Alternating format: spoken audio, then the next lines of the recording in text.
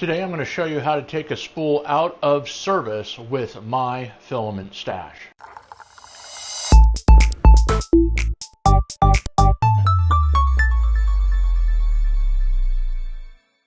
Hey, welcome back to Advanced Geekery. Today I'm going to show you how to take a spool out of service with my Filament Stash.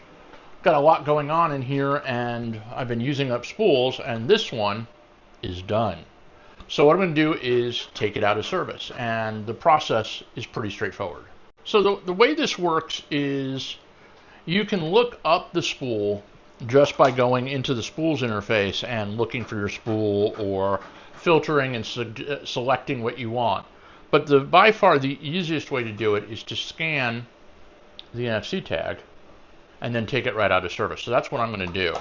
I'm going to hit the scan button, which is ready to scan, and then I'm just going to take my phone and tap it to the NFC tag, and it immediately brings up that spool.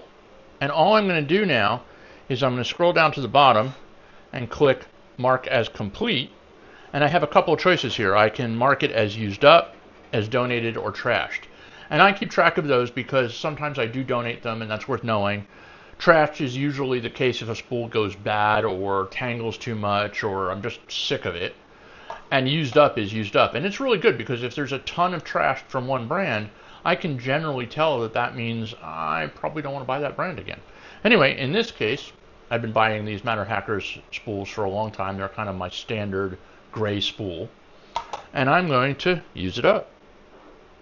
And that's it. It's done. Now you can go and check in Tools and view the completed spools. So I can look at the fact there's the spool that I just completed, and I can choose what have I donated and what have I trashed. And at this point I don't really have any trash, but I've used up quite a lot, Matter Hackers being a lot of them. And I can filter too. So I can look at the oldest completed or the recently completed or by name, and you can kind of get a feel for what's being used when I do that. And I can also look at completion statistics, which is really good. You know, how many have I donated versus how many have I used up since I got the app running?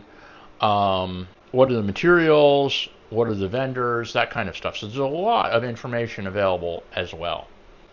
So there you go. That's how to take a spool out of service with my Filament Stash.